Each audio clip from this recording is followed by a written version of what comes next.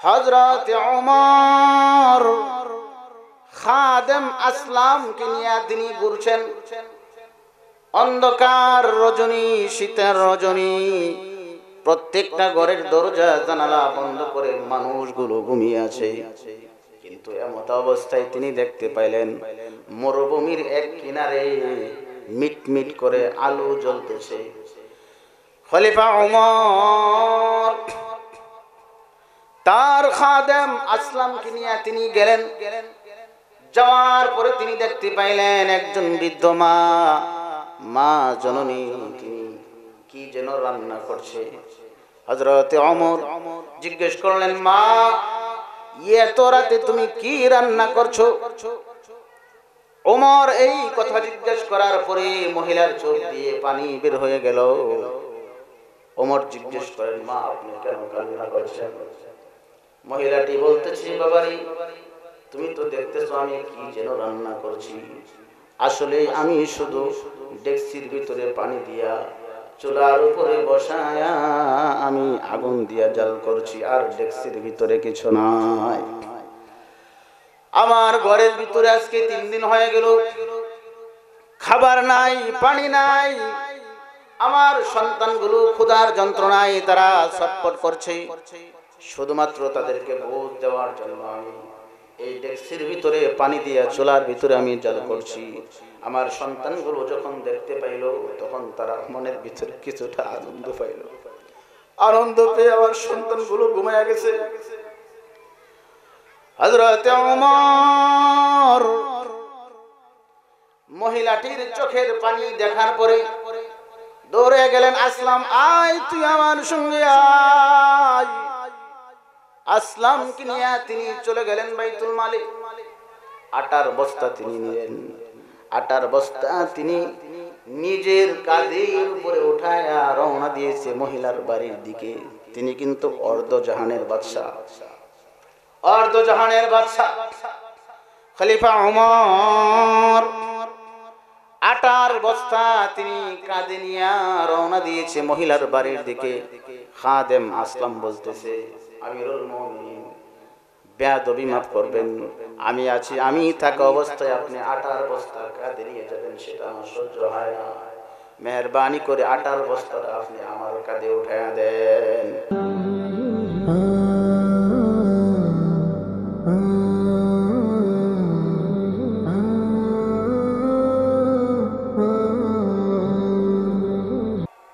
উসমান রাদিয়াল্লাহু তাআলা আনহু 3 ভাগের 1 ভাগ পেশ করলেন। নবীর সাহাবী হযরতে আবু বকর তার ঘরের ভিতরে যত মাল সামানা ছিল সব কিছু তিনি পোটলা বেঁধে এনে নবীর সামনে পেশ করেছে। নবীর সাহাবী হযরতে আবু বকর তিনি কিন্তু আগ থেকেই মাল আল্লাহর জন্য তিনি বিলীন করেছেন। করতে করতে এমন ছিল তার ঘরের ভিতরে শেষ পর্যায়ে শুধুমাত্র ডেকচি, পানির কলসি, চামিচ, যা খেতাবালিশ, তুষক যা ছিল এইগুলিও তিনি নবীর সম্মুখে নিয়ে পেশ করেছে। আল্লাহর নবী, বিশ্ব নবী জিজ্ঞেস করলেন, আবু বকর, তুমি কি নিয়ে আসছো? আমার সম্মুখে নিয়ে আসো। নবীর সাহাবী আবু বকর তার পোটলাটাকে নিয়ে নবীর সম্মুখে খুলে দিয়েছে। দেখে ঘরের ভিতরে নিত্য প্রয়োজনীয় যত ব্যবহারের জিনিস ছিল সব জিনিসগুলো তিনি পোটলা বেঁধে এনে উপস্থিত করেছে। আল্লাহর নবী জিজ্ঞেস করলেন, আবু বকর, তুমি যে ঘরের সব কিছু নিয়ে আসছো, তোমার ঘরের ভিতরে তুমি কি রেখে আসছো? নবীর সাহাবী আবু বকর জবাব দিলেন, আমার ঘরের ভিতরে আমার আল্লাহ এবং আমার রাসূলকে আমি রেখে আসছি। সুবহানাল্লাহ। বাবাজিরা, বন্ধুরা, যুবক বন্ধুগণ, চিৎকার দিয়া বলুন না সুবহানাল্লাহ। এজন্য আমরা ভাবি যে মনে হয় সাহাবীরা একেবারে ফকিন্নি গরিব ছিল। না, সাহাবায়ে কেরাম ফকিন্নি নয়, তারা গরিব ছিল না। নবীর আরেকজন সাহাবী যার নাম হলো হযরত উসমান রাদিয়াল্লাহু তাআলা আনহুর টাকা দিয়ে আমার আপনার নবী বিশ্ব নবী মসজিদে নববীর জমিটা মসজিদের নামে ক্রয় করেছে। সুবহানাল্লাহ। বাবাজিরা, বন্ধুরা আমার, লক্ষ্য করুন, নবীর সাহাবাই কেরাম দ্বীন ও ইসলামের জন্য তারা সম্পদ বিলীন করতে করতে একেবারে নিঃস্ব দরিদ্র হয়ে গিয়েছিল। কিন্তু এমনটা নয় যে তারা পূর্বের থেকেই ফকিরনি ছিল, গরিব ছিল, অসহায় ছিল। আমার আপনার নবীর বিবি হযরত খাদিজা রাদিয়াল্লাহু তাআলা আনহা, খাদিজা এমন ছিল মক্কার ভিতরে সবচেয়ে ধনী মহিলা বলতে যদি কেউ থাকে সেটাই হলো হযরত খাদিজা রাদিয়াল্লাহু তাআলা আনহা। খাদিজা যখন বিশ্ব নবীর কাছে বিবাহের প্রস্তাব দিল, আমার আপনার নবী তার চাচার সঙ্গে তিনি পরামর্শ করলেন, চাচা গো, আপনি যদি বলেন তাহলে আমি বিবাহ করতে প্রস্তুত আছি। নবীর চাচা আবু তালেব বললেন, হে আমার ভাতিজা, খাদিজার পক্ষ থেকে যেহেতু প্রস্তাব আসছে, আমি আবু তালেব তোমার পক্ষে বিবাহের ভিতরে আমি রাজি আছি। বিবাহ হয়ে গেল। হযরত খাদিজা আমাদের আম্মাজান নবীর বিবি, এত সহায় সম্পত্তির মালিক ছিলেন তিনি। দ্বীন ও ইসলামের জন্য খাদিজা সম্পদ বিলীন করতে করতে করতে দেখা গিয়েছে যে তার যে পরিমাণ সম্পদ ছিল সব সম্পদগুলিকে তিনি আল্লাহর জন্য বিলীন করে দিয়েছে। অনেকেই মনে করে যে রাজনীতির কথা বললেই তেলে বেগুনে জ্বলে যা, কোরআনের ভিতরে রাজনীতি কোথায়? আরে কোরআনটা মানিত হলো রাজনীতি, জুড়ে বলুন ঠিক না? সাহাবায়ে কেরাম রাজনীতি করেছেন, তারা দেশের প্রধান ছিলেন। নবীরা তামাম দুনিয়া তারা রাজত্ব করেছে। যেমন হযরত সুলাইমান আলাইহিস সালাতু ওয়াস সালাম আল্লাহ পাকের একজন নবী, সেই সুলাইমান নবী তামাম দুনিয়ার বাদশা ছিলেন। সুবহানাল্লাহ। খলিফাতুল মুসলিমিন হযরত ওমর, তিনি অর্ধ জাহানের বাদশা ছিলেন, দেশ চালাইছেন। আমার আপনার নবীর ভিতরে সব যোগ্যতাই ছিল। এখনো এই দুনিয়ার মানুষ যদি সাহাবীদের নমুনায়, সাহাবীদের তরিকায় তারা যদি দেশ চালায়, নবীর বিধান মেনে যদি তারা দেশ চালায়, আল্লাহর কসম করে বলি এই জমিনের ভিতরে কোনোদিন অভাব দেখা দিবে না। জোরে বলুন ঠিক কিনা? আজকে আমরা আলেমরা যদি বলি যে আগামী সময়ে আলেম সমাজ রাজনীতি করবে, ক্ষমতায় যাবে, মসনদে থাকবে, তখন দেখা যায় এক শ্রেণীর মানুষের গাল ফুলে যায়। জোরে বলুন ঠিক কিনা? বাবাজিরা, বন্ধুরা আমার, লক্ষ্য করুন, আলেমদের হাতে যদি দেশের ক্ষমতা যায়, তারা গম চুরি করবে না। জোরে কোন ঠিক না বেঠিক? তারা ডাল চুরি করবে না, তারা তেল গম বোঝাই করে খাটের নিচে রাখবে না, তারা দেশের টাকা অন্য দেশে পাচার করবে না। জোরে বলুন ঠিক কিনা? বাবাজিরা, বন্ধুরা আমার, আমাদের এক শ্রেণীর মানুষের অবস্থা হলো আলেমদেরকে তারা দাওয়াত করে, আলেমদেরকে দাওয়াত করে বড় বড় মুরগির রান খাওয়ায়, আলেমদেরকে নিয়ে তার বাবার পাশে দাঁড়িয়ে দোয়া করায়, আলেমদের মাধ্যমে ঘরের ভিতরে বরকত হওয়ার জন্য দোয়া করায়, আলেমদের মাধ্যমে বরকতের জন্য কোরআন শরীফ দোকানের ভিতরে তেলাওয়াত করায়। কোরআনকে মানুষ এতই মহাব্বত করে, কিন্তু আমরা যখন বলি আল্লাহর এই জমিনের ভিতরে আল্লাহর কোরআনের আইন প্রতিষ্ঠা করতে হবে, তখনই দেখবেন এক শ্রেণীর মানুষের গাল ফলে যা, জোরে বলুন ঠিক কিনা। বাবাজিরা, বন্ধুরা আমার, লক্ষ্য করুন, কোরআন শুধু কবরের কাছে পড়ার জন্য নয়, কোরআন শুধু ঘরের ভিতরে তেলাওয়াত করবেন তার জন্য আসে নাই, শুধু দোকানের ভিতরে তেলাওয়াত করবেন তার জন্যই আসে নাই। আপনি অনেক মহাব্বত করে আপনার ছেলেকে আপনি কোরআনের হাফেজ বানাইলেন, মহাব্বত করে, শুধু এই জন্যই নয়।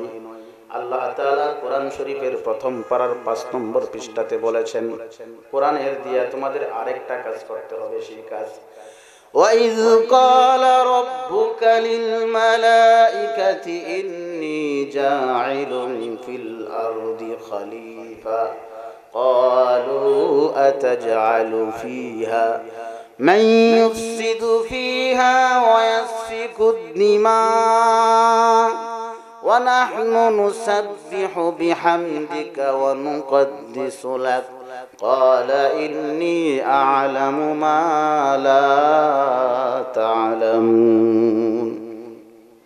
আল্লাহ বলেন, আমার আপনার রব ডেকে ডেকে বলেন, শোনো শোনো, আমি তোমাদেরকে এই জমিনের খলিফা বানিয়ে প্রেরণ করেছি, তোমরা হলে এই জমিনের প্রতিনিধি। আল্লাহ স্বয়ং তিনি বলেছেন, তোমরা আমার এই জমিনের ভিতরে আমার দ্বীনকে তোমরা প্রতিষ্ঠা করো। এজন্য আপনাদের কাছে আমার জিজ্ঞাসা, আল্লাহর এই জমিনে কোরআনের আইন প্রতিষ্ঠিত হোক, এটা আমরা চাই তো নাকি? কারা কারা চাই? দুহাত তুলে আল্লাহকে দেখায় দেয়। আকাশ বাতাসকে মুখরিত করে, হৃদয়ের সবটুকু আবেগকে উজাড় করে একটা তাকবীর দিব, নারে তাকবীর, নারে তাকবীর, নারে তাকবীর। বাবাজিরা, বন্ধুরা মা, লক্ষ্য করুন, আল্লাহ বলছেন তোমরা এই জমিনের ভিতরে ইনসাফ প্রতিষ্ঠা করো। ইনসাফ প্রতিষ্ঠা করতে হলে অনেক কষ্ট পরিশ্রম করতে হবে। আমরা অনেক সময় আমাদের ছেলেদেরকে মাদ্রাসা দেই না কেন? অনেকে বোঝে যে মাদ্রাসা মানেই হলো গরিব। মসজিদের ভিতরে যারা দায়িত্বরত আছে, ইমাম মানেই হলো গরিব।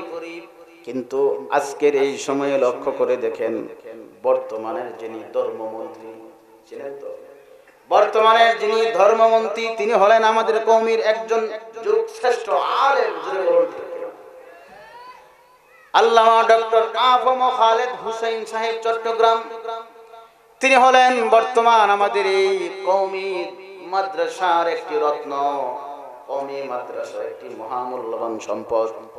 বাবাজিরা, বন্ধুরা আমার, আমরা যদি এই আলেমদের পক্ষ থেকে কাজ করতে থাকি, এক সময় দেখা যাবে এই ক্ষমতার প্রত্যেকটা চেয়ারে চেয়ারে টুপিওয়ালা, দাড়িওয়ালা নামাজি ব্যক্তিরা বসবে, ধরে বলুন ঠিক কিনা। আজকে যদি আপনি কোরআন দিয়ে দেশ চালান, দেশের ভিতরে কোনো মানুষ না খেয়ে থাকবে না। কারণ যাদের ভিতরে কোরআন রয়েছে তাদের ভিতরে হলো আল্লাহর ভয়। নবীর একজন সাহাবী হযরতে উমর যখন অর্ধ পৃথিবীর বাদশা, তিনি রাতের বেলা বের হতেন। রাতের বেলা বের হয়ে দেখতেন দেশের মানুষের কি খবর, দেশের মানুষকে কোন অবস্থায় রয়েছে, তিনি তালাশ করতেন, খুঁজতেন। এক রাতের ঘটনা, শীতের রজনী, খলিফা ওমর, তিনি হলেন অর্ধ জাহানের বাদশা। সেই বাদশা হওয়ার পরেও তার খাদেম হযরত আসলামকে নিয়ে তিনি বের হয়ে গিয়েছেন দেশের মানুষের খোঁজ খবর নেওয়ার জন্য। বাবাজিরা, বন্ধুরা আমার, হযরত ওমর খাদেম আসলামকে নিয়ে তিনি ঘুরছেন। অন্ধকার রজনী, শীতের রজনী, প্রত্যেকটা ঘরের দরজা জানালা বন্ধ করে মানুষগুলো ঘুমিয়ে আছে। কিন্তু এমত অবস্থায় তিনি দেখতে পাইলেন মরুভূমির এক কিনারে মিটমিট করে আলো জ্বলতেছে।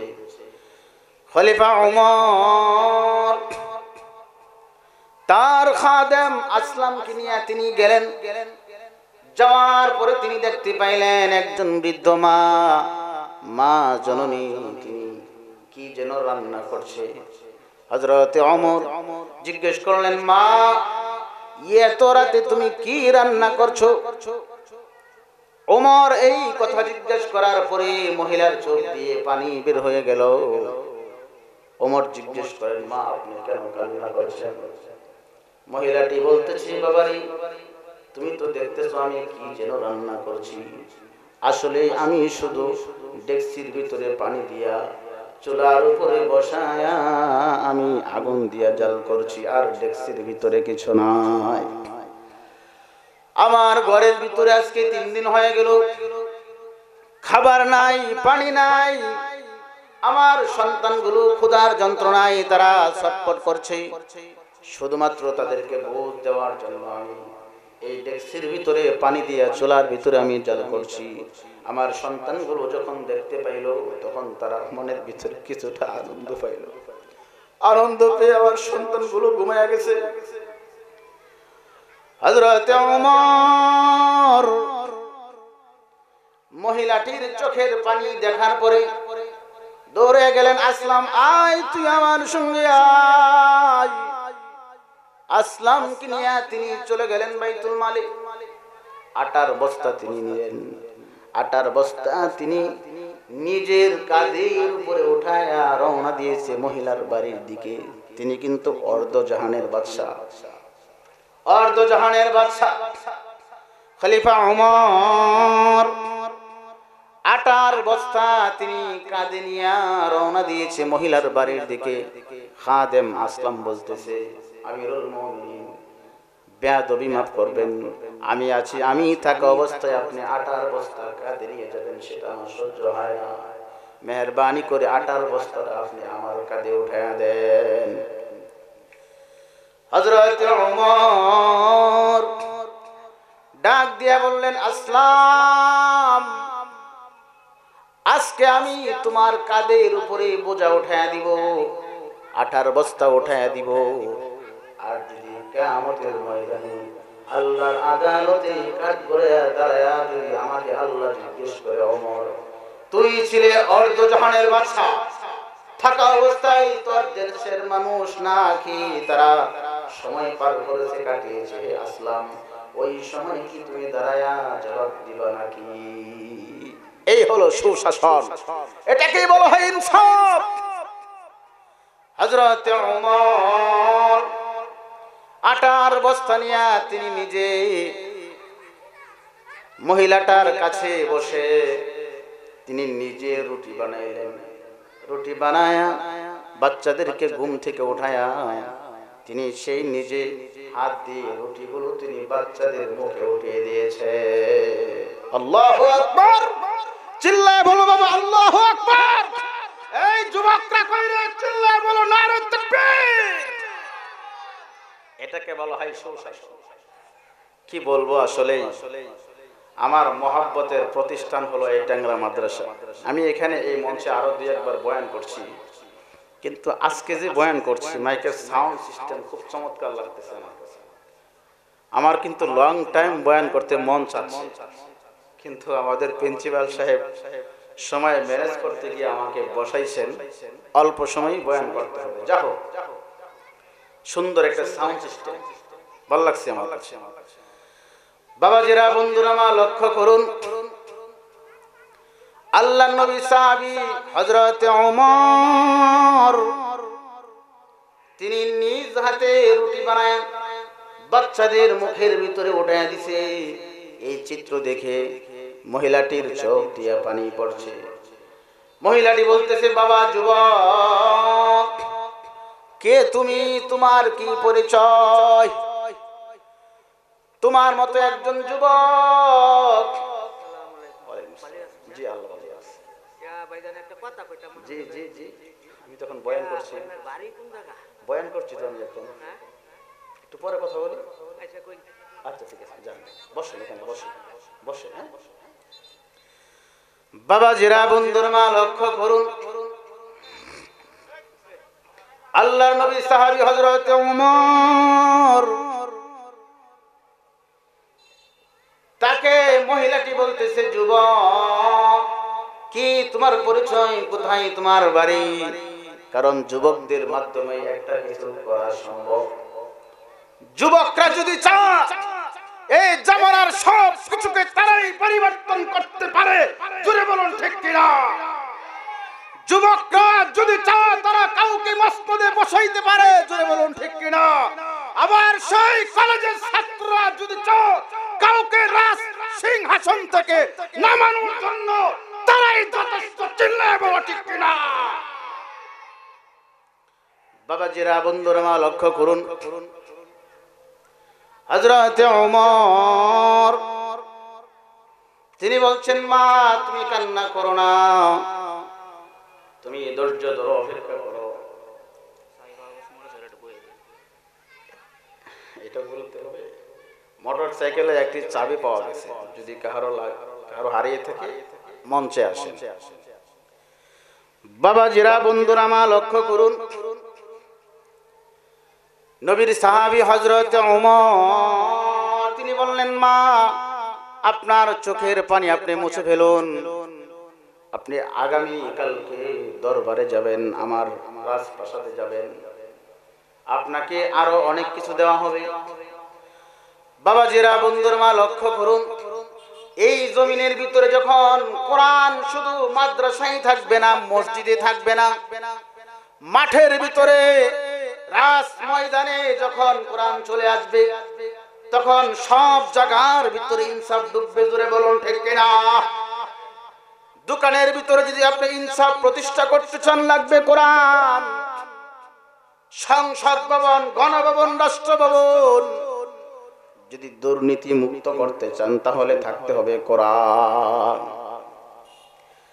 নবীর একজন সাহাবী সামান্য এই ওমর, তার অবস্থাটা কি ছিল? সে ছিল রাখাল, সে ইসলাম বুঝতো না, কোরআন বুঝতো না, দ্বীন বুঝতো না, নবীর বিরুদ্ধে চলে গিয়েছিল।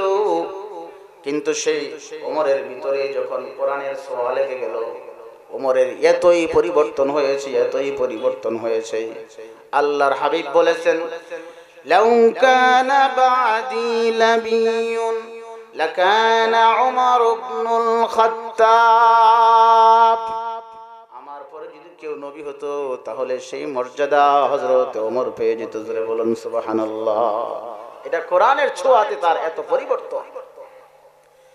বাবাজিরা, বন্ধুরা, মা লক্ষ্য করুন, খলিফা ওমর ইসলাম ধর্ম গ্রহণ করার পূর্বে তার অবস্থাটা ছিল এমন, রাসূলের কথা সে শুনতেই পারত না, রাসূলের নাম তার সম্মুখে কেউ উচ্চারণ করার সাহস পাইত না। কিন্তু সে ওমর, সে যখন কোরআন তেলাওয়াতের আওয়াজ শুনতে পাইল, ওমরের হাতে হলো অস্ত্র, রওনা দিয়েছে মুহাম্মদ নবীর কল্লা কাটার জন্য। একজন বলে দিল যে, ভাই তুমি কোথায় যাও? বলে, আমি যাচ্ছি মুহাম্মদ নবীর কল্লা কাটার জন্য। ওমরের বংশের লোক বলতেছে, যেই জন্য তুমি মুহাম্মদের কল্লা আনার জন্য যাচ্ছ, সেই কোরআন তো তোমার বোনের ঘরের ভিতরে ঢুকে গিয়েছে, জোরে বলুন সুবহানাল্লাহ। ওমর আর ওই রাস্তা অবলম্বন না করে চলে গেছে তার বোনের দিকে। বোনের বাড়ির কাছে যখন গেলেন, যাওয়ার পরে তিনি শুনতে পাইলেন ঘরের ভিতর থেকে কোরআন তেলাওয়াতের আওয়াজ বেশি আসতেছে।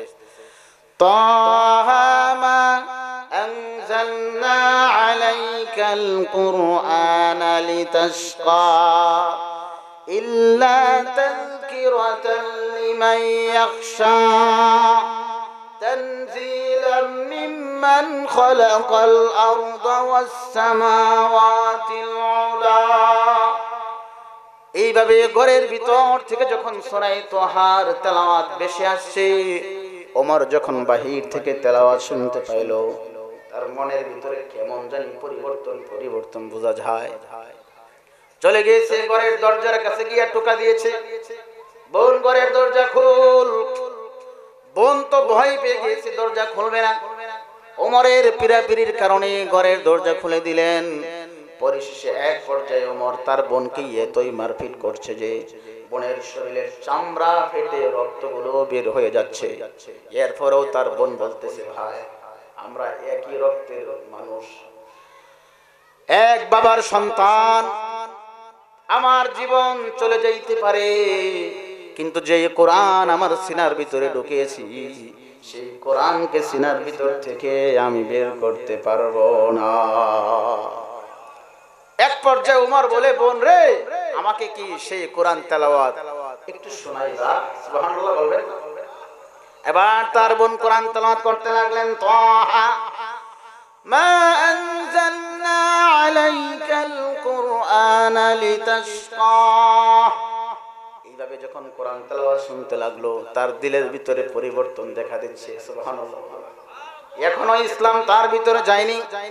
আরেকদিন নবীর সঙ্গে দুশমনি করার জন্য গিয়েছে, এমন সময় তাহাজ্জুদের নামাজের ভিতরে আমার আপনার নবী সূরা হাক্কা তেলাওয়াত করছেন।